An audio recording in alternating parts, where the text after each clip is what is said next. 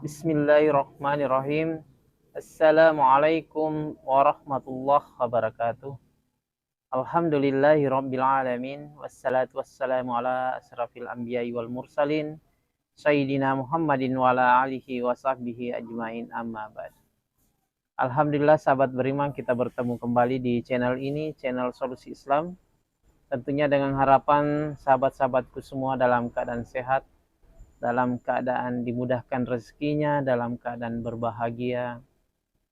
Dan pada kesempatan kali ini kita akan mendengarkan ceramah agama dari guru kita, Syekh Ali Jaber, di mana beliau akan memaparkan tentang bagaimana besarnya rahmat Allah kepada kita hamba-hambanya, sehingga sedikit pun kita tidak boleh berputus asa atas rahmat tersebut.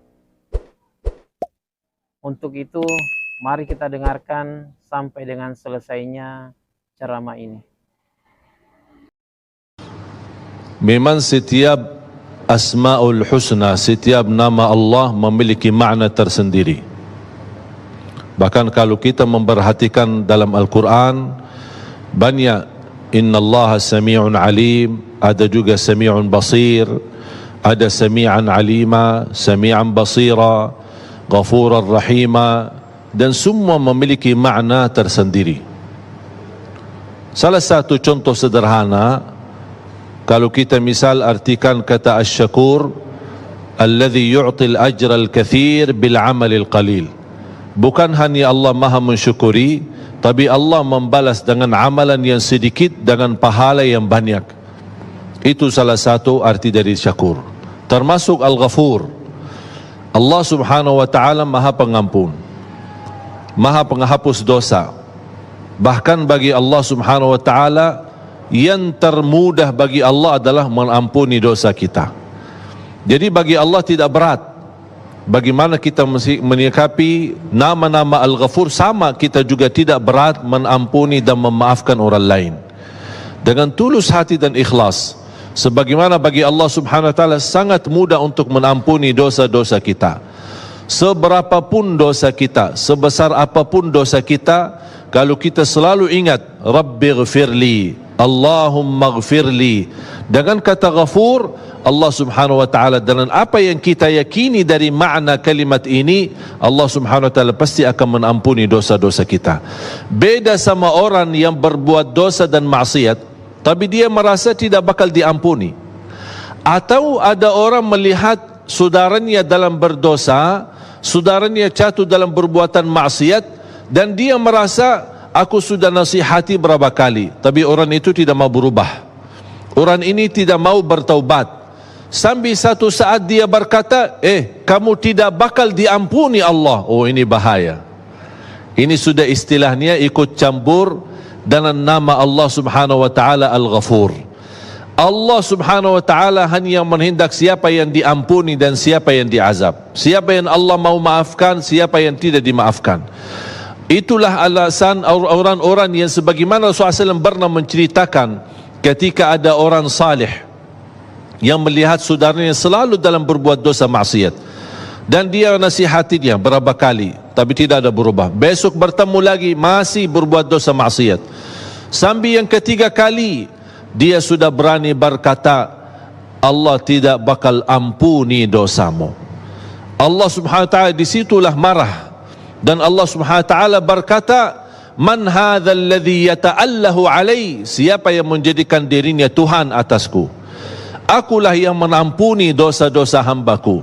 Ternyata yang salih ini gara-gara ucapan yang begitu salah dan mendapatkan kemurkaan Allah, dialah terhapus kebaikannya, dan orang justru yang berdosa dan maksiat diampuni dosanya oleh Allah subhanahu wa ta'ala.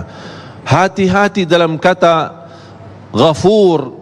Itu sudah kita yakini Allah subhanahu wa ta'ala mengampuni dosa kita. Dan tidak boleh ketika kita memohon ampun disertai dengan rasa putus asa, atau ada istilah bisikan hati, ada Allah mau ampuni enggak?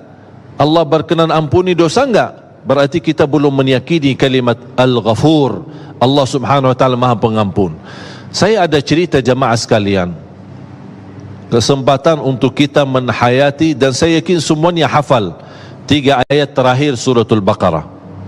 Betapa besarnya Allah Subhanahu wa taala menunjukkan ampunannya dan kasih sayangnya Allah Subhanahu wa taala kepada kita.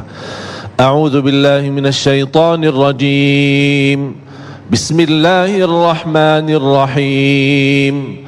Lillahi ma fis samawati wa ma fil ard. وَإِن تُبْدُوا مَا فِي أَنفُسِكُمْ أَوْ تُخْفُوهُ يُحَاسِبْكُم بِهِ اللَّهُ فَيَغْفِرُ لِمَن يَشَاءُ وَيُعَذِّبُ مَن يَشَاءُ وَاللَّهُ عَلَى كُلِّ شَيْءٍ قَدِيرٌ. Ketika turun ayat ini, para sahabat yang menerti bahasa Al-Quran, memahami isi kandungan Al-Quran, cukup mulianya mereka adalah guru mereka Nabi Muhammad sallallahu alaihi wasallam. Betapa berat dari makna lillahi ma fis samawati wa ma fil ard. Cuba bayangkan kalau kita hayati dalam ayat ini. Wa in tubdu ma fi anfusikum aw tukhfu yuhasibukum bihillah. Barang siapa yang terang-terangkan, artinya dia membungkarkan isi hatinya, maupun dia sembunyikan di dalam hatinya, tetap dua-duanya bakal dihisab oleh Allah. Dua-duanya bakal dihisab oleh Allah. Mohon maaf, siapa di antara kita yang tidak ada bisikan kalbu? Siapa di antara kita yang ada di dalam hatinya sifat atau hal-hal yang tidak disukai dengan kawannya dan saudaranya? Cuba kalau semua orang bisa tahu isi hati kita, mungkin banyak berpecah belah di tengah kita. Tidak akan bisa mendekati karena kita begitu dekat. Ternyata hati kamu tidak suka sama saya ya. Ini bahaya. Makanya coba ayat ini, kalau kita bukakan isi hati maupun kita sembunyikan, tetap dihisab oleh Allah Subhanahu wa taala. Dan siapa yang mampu di antara kita menolak bisikan kalbu, apalagi bisikan yang buruk? Ada enggak di dalam perasaan hati kita ingin berbuat dosa maksiat? Ternyata itu keinginan di hati pun bakal dihisab oleh Allah. Bisa jadi fayaghfiru liman yasha, bisa jadi wa yu'adzibu man yasha. Gara-gara bisikan ini bisa diampuni dan juga bisa diazab. Wallahu ala kulli syai'in qadir. Allah Maha mampu atas segala sesuatu, termasuk bisikan kalbu. Sahabat menuluh datang kepada Rasul, ya Rasulullah, gimana ini ayat ini? Berat, tak mampu kita. Bagaimana sikap kita terhadap ayat ini? Semua termasuk apa yang kita fikirkan, apa yang kita bisikan dalam hati, bakal dihisab oleh Allah. Kayaknya berat ya Rasulullah. Rasulullah SAW hanya menikapi satu, sami'na wa ata'na, sami'na wa ata'na, sami'na wa ata'na. Dan masih para sahabat menuluh menyampaikan kepada Rasulullah SAW, dan Rasul tidak melebihi dengan kata sami'na wa ata'na, sampai mereka mengikuti Nabi Muhammad sallallahu alaihi wasallam. Sami'na wa ata'na, sami'na wa ata'na, sampai mereka benar-benar meyakini dan menerima walaupun begitu berat yang dihadapi oleh mereka, tapi mereka menerima, menunjukkan kepada Allah bagaimana sami'na wa ata'na, kami sami'na, mendengar perintahmu ya Allah, dan kami bertaat kepadamu. Allah Subhanahu wa taala melihat sifat mereka, ketulusan hati mereka, keikhlasan mereka menerima walaupun berat. Allah Subhanahu wa taala ringankan. Alhamdulillahirabbil alamin. Teman-teman, sahabat beriman, kita telah mendengarkan ceramah agama dari guru kita Syekh Ali Jabir. Tentunya dengan harapan kita diberikan kekuatan untuk senantiasa istiqomah mengamalkan apa yang beliau sampaikan, dan tentunya kita berharap ini menjadi amal jariah untuk beliau, untuk guru kita almarhum Syekh Ali Jabir. Dan mari kita sama-sama membaca salawat kepada Rasulullah Muhammad sallallahu alaihi wasallam. Allahumma salli ala Sayyidina Muhammad wa ala ali Sayyidina Muhammad. Ingat untuk subscribe, like, dan komen di video ini untuk perbaikan-perbaikan kedepannya untuk perkembangan channel ini. Sampai jumpa di video kami selanjutnya. Sekian, assalamualaikum warahmatullahi wabarakatuh.